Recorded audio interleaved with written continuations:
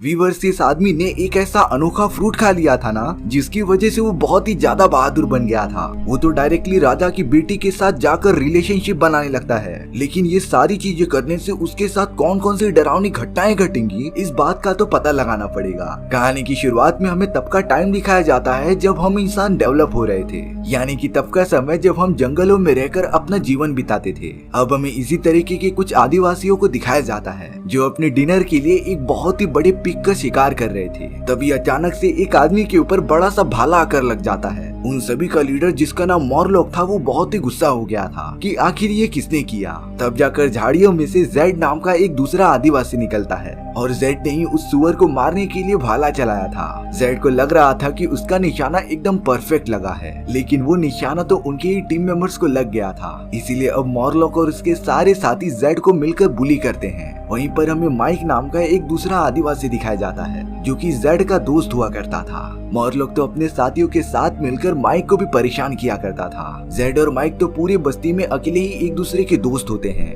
Z को तो उनकी बस्ती में मौजूद माया नाम की एक औरत बहुत ही ज्यादा पसंद थी। वो तो उसके सामने जाकर उसे प्रपोज भी करता है, लेकिन माया चाहती थी कि उसे एक ऐसा आदमी मिले जिसके अंदर बहुत ही ज्यादा पावर हो और वो उसे प्रोटेक्ट कर सके। जेड के पास तो ये सारी कोई भी क्वालिटी होती ही नहीं। या मॉरलॉक, जो कि पहले से बहुत ही ज्यादा स्ट्रॉन्ग था, वो माया पर जाकर लाइन मारने लगता है। या माइक भी एमा नाम की एक औरत को प्यार करता था, लेकिन माइक एमा से बात करने के लिए बहुत ही ज्यादा डरा करता था। इसीलिए अब जेड और माइक मिलकर प्लान बनाते हैं कि वो जंगल में जाकर एक बहुत ही बड़े सुअर को पकड़ कर लाएंगे, जिससे कि माया और एमा उन दोनों से इम्प्रेस हो जाएं। यहाँ बिना टाइम वेस्ट किए जेड और माइक जंगल की गहराइयों में निकल जाते हैं। वो दोनों शिकार करने के लिए बहुत ही ज्यादा एक्साइटेड थे। तभी जेड और माइक को रास्ते में एक बहुत ही बड़ा पेड़ मिलता है जिस पर कुछ अजीब तरीके के फ्रूट्स लगे हुए थे, लेकिन उस जगह पर जाना सख्त मना था। पर तभी भी जेड उस पेड़ के पास चला जाता है। उसने सोचा कि ये फल जरूर जादुई फल होगा, जिसे खाने के बाद उसका दिमाग बहुत ही ज्यादा तेज हो जाएगा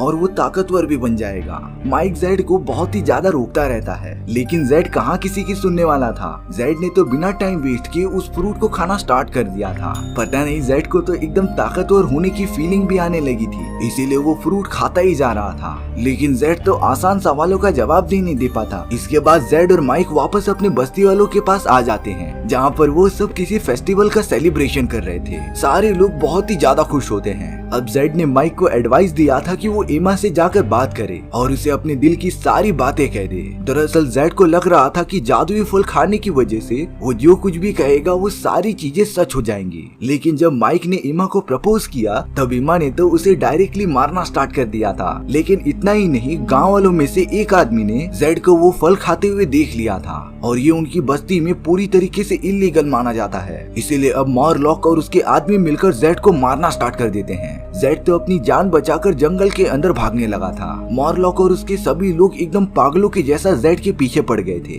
जेड तो अपनी जान बचाकर झाड़ियों के पीछे जाकर छुप गया था, पर तभी उस जगह पर मॉरलॉक आ जाता है। लेकिन वो जैसे ही जेड को मारने जाता, माइक ने तो मॉरलॉक के पीछे से हमला कर दिया था और अब जेड और माइक अपनी जान बचाकर बस्ती से ही दूर चले जाते हैं। वो दोनों तो बड़ी बड़ी पहाड़ियों के पास पहुंच गए थे, लेकिन उन्हें जरा भी अंदाजा नहीं होता कि वो जा कहाँ रहे हैं। जेड और माइक एक खुली जगह पर आ जाते हैं जहाँ पर बहुत सारे जानवर चर रहे थे। जेड ने सोचा कि फल खाने की वजह से वो बहुत ही ज्यादा ताकतवर हो गया है, इसीलिए वो डायरेक्टली एक जानवर का शिकार करने चला जाता है। पर जेड तो इसमें भी बुरी तरीके से नाकामयाब हो गया था। तभी जेड के सामने केन और एबल नाम के दो किसान आ गए थे। ये पूरी जमीन और ये सारे जानवर उनके ही हैं। केन और एबल जेड से उसकी पहचान पूछने लगते हैं। उन सभी में बातें चली रही थी, तभी केन अपने बड़े भाई एबल को मारकर उसकी जान ले लेता है। दरअसल केन और एबल के बीच इस जमीन का बंटवारा होने वाला था और केन चाहता था कि उसे पूरा का पूरा हिस्सा मिल जाए, इसीलिए उसने अपने बड़े भाई को मार दिया। केन जेड और माइक को भी मारने की वार्निंग देता है और अब केन उन दोनों को अपने साथ अपने घर पर लेकर चला गया था। वो सब तो बैठकर डिनर करना स्टार्ट कर देते हैं। केन का फादर एडम उससे एबल के बारे में पूछ रहा था, लेकिन केन सीधा सीधा कह देता है कि उसने एबल को सुबह से नहीं देखा। और अब खाना खाने के बाद सारे लोग सोने चले जाते हैं। माइक को तो एक लड़के के साथ सुलाया गया था, जिससे कि माइक सच में बहुत ही ज्यादा परेशान हो गया था। वहीं दूसरी तरफ जेड के साथ एक खूबसूरत औरत सोई थी। जेड तो उस औरत की तरफ बढ़ने की कोशिश भी कर रहा था। तब बाद में जेड को ये बात पता चलती है कि उस औरत को आदमी नहीं बल्कि औरतों में इंटरेस्ट है, यानी कि जेड का पत्ता यहाँ पर भी नहीं चला।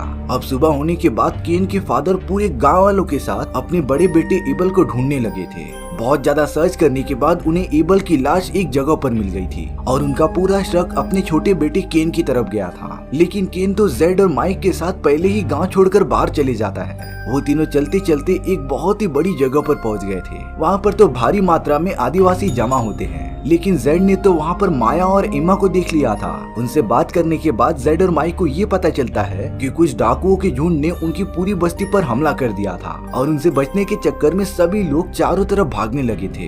हालांकि उन डाकुओं ने उनकी पूरी बस्ती पर कब्जा कर लिया होता है, पर वो सब अपनी जान बचाकर यहाँ पर आ गए थे। लेकिन वहाँ पर एक व्यापारी होता है जिसने माया और एमा को कैद करके रखा था। जेड के पास उतने पैसे ही नहीं होते कि वो उन दोनों को छुड़ा सके। तभी केन ने जेड से कहा कि वो उसकी मदद करने के लिए रेडी है, लेकिन एंड में तो केन ने जेड को ही धोखा दे दिया था। केन ने तो जेड और माइक को उस व्यापारी को बेच दिया होता है और अब वो दोनों भी माया और एमा के साथ फंस गए थे। वो व्यापारी सभी पकड़े गए कैदियों को अपने साथ लेकर जाता रहता है। तभी उस जगह पर वही खतरनाक डाकू आ जाते हैं जिन्होंने उस व्यापारी को पूरा का पूरा लूट लिया था। साथ ही साथ वो व्यापारी के पकड़े गए लोगों को भी अपना बंदी बना लेते हैं। लेकिन जेड और माइक उन सभी को चकमा देकर वहाँ से भाग गए थे। हालांकि उन डाकुओं ने सभी लोगों को पकड़ लिया होता है, लेकिन माइक और जेड अभी भी वहाँ छुपकर उन्हें देख रहे होते हैं। अब उन डाकुओं के जाने के बाद जेड और माइक आगे बढ़कर अपना सफर तय करते रहते हैं। वो सब तो चलते चलते एक गांव में आ गए थे जहाँ पर उन दोनों को कुछ सिपाही पकड़कर अंदर लेकर चले जाते हैं। उन्हें तो वहाँ पर बंदी बना लिया गया था क्योंकि सिपाहियों को लग रहा था कि ये दोनों घुसपैठिए हैं। तभी जेड और माइक एकदम शॉक हो जाते हैं क्योंकि उस जगह पर केन आ गया था। दरअसल केन इस महल में सिक्योरिटी गार्ड्स की नई नौकरी करता था और अब वो जेड और माइक को यही काम करने के लिए मना लेता है। अगले दिन वो दोनों भी सिक्योरिटी गार्ड की नौकरी करने लगे थे। हालांकि जेड और माइक को इसका कुछ भी अंदाजा होता ही नहीं, पर तभी भी वो ये सारी चीजें परफॉर्म करते रहते हैं। केन उन दोनों को पूरा गांव घुमा रहा था। तभी उस जगह पर राजा और उसकी बहुत ही ब्यूटीफुल बेटी मिया आ जाती है। जेड तो मिया को पहली बार देखकर उसे पसंद करने लगा था, लेकिन केन जेड को समझाता है कि ऐसा बिल्कुल नहीं हो सकता। अब राजा वहाँ पर वर्जिन लड़कियों की बलि चढ़ाते रहता है। दरअसल गाँव वालों का मानना था कि अगर वो वर्जिन लड़कियों की बलि चढ़ाएंगे ना, तब गॉड उनसे खुश होकर उन्हें खाना, पानी और पैसे प्रोवाइड करेंगे और इसी वजह से ये प्रथा सालों से चली आ रही थी।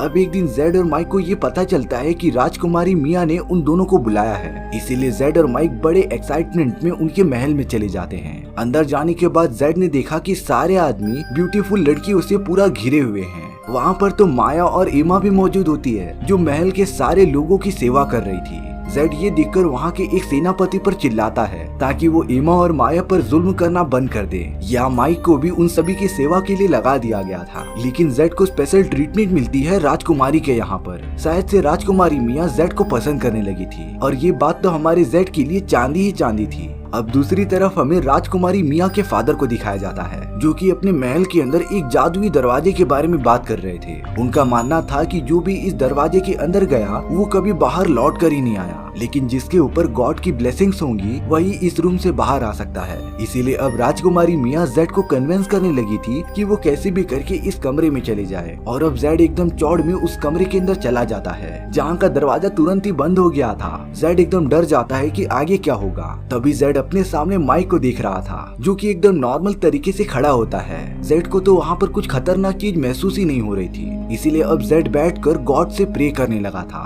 पर माइक गॉड की बातों में ज्यादा बिलीव नहीं करता और अब इन्हीं सारी चीजों की वजह से माइक और जेड के बीच बहस चालू हो जाती है। पर थोड़ी देर बाद वो दोनों अपने आप ही उस दरवाजे से बाहर निकल गए थे। ये सारी चीजें देखकर राजकुमारी और उसके फादर एकदम शॉक रह जाते हैं कि आज तक इस दरवाजे के पार कोई भी नहीं आ पाया। तो आखिर माइक और जेड ने किया क्या कि वो सही सलामत बाहर आ गए। उन सभी को लग रहा था कि ये दोनों हमारे लिए बहुत खतरा बन सकते हैं, इसीलिए अब जेड और माइक को बंदी बना लिया जाता है और अब अगले दिन सभी के सामने उन दोनों की बलि चढ़ा दी जाएगी। लेकिन तभी जेड सभी लोगों को बताता है कि वो पवित्र कमरे में से जिंदा वापस आ गया है और जो भी चीजें राजा ने उनसे कही वो पूरी की पूरी गलत है। ये सारी बातें सुनकर लोग जेड पर भरोसा करने लगे थे। उन्हें लग रहा था कि जेड गॉड का भेजा हुआ एक संदेश है और अब सारी पब्लिक जेड के फेवर में हो गई थी। लेकिन अब राजा वापस से अपना अंधविश्वास चालू कर देता है। उसने फिर से कुछ ऐसे लड़कियों को चुन लिया था जो कि वर्जिन थी, लेकिन इस बार राजकुमारी मिया भी उसमें शामिल होती है। साथ ही साथ उन वर्जिन लड़कियों में माया और एमा भी थी। इसीलिए अब जेड माया और एमा को बचाने के लिए तुरंत वहाँ की कंस्ट्रक्शन साइट पर तबाही करना स्टार्ट कर देता है, जिससे कि देखते ही देखते चारों तरफ एकदम भगदड़ मच गई थी। सारी पब्लिक जो जेड के फेवर में होती है उन्होंने राजा के ऊपर हमला करना स्टार्ट कर दिया था। यहाँ माइक अपनी गर्लफ्रेंड एमा के साथ आ जाता है और उसके साथ थोड़े से रिलेशनशिप बनाकर उसकी वर्जिनिटी तोड़ देता है, जिससे कि अब एमा को मारा नहीं जाएगा। माइक और जेड ने कैसे भी करके राजा को हरा दिया था और उसके अंधविश्वास को तोड़ दिया था, जिसके बाद सारी पब्लिक जेड और माइक के साथ में हो गई थी और अब तो राजा ने भी हार मान ली होती है। और अब सारी चीजें नॉर्मल होने के बाद जेड वहाँ पर मौजूद सभी लोगों को एक बहुत ही अच्छी स्पीच दे रहा था। वो कह रहा था कि हमें अंधविश्वास पर भरोसा ना करके गॉड के दिखाए गए रास्ते पर चलना चाहिए। जेड ने ये सारी चीजें सिर्फ अपने दोस्तों की जान बचाने के लिए की थी और अब उस पूरे गांव की रानी मिया को बना दिया जाता है। माया ने जेड के प्रपोजल को एक्सेप्ट कर लिया था और अब माइक, जेड, माया और एमा अपने रास्ते पर निकल गए थे, जिसके साथ हमारी ये एडवेंचरस कहानी यहीं पर खत्म हो जाती है। सो व्यूअर्स, आपको ये स्टोरी कैसी लगी कमेंट सेक्शन में बताना भूलना मत। और अगर आपको मेरा एक्सप्लेनेशन 1% भी अच्छा लगा होगा ना, तो वीडियो को लाइक एंड चैनल को सब्सक्राइब जरूर कर देना,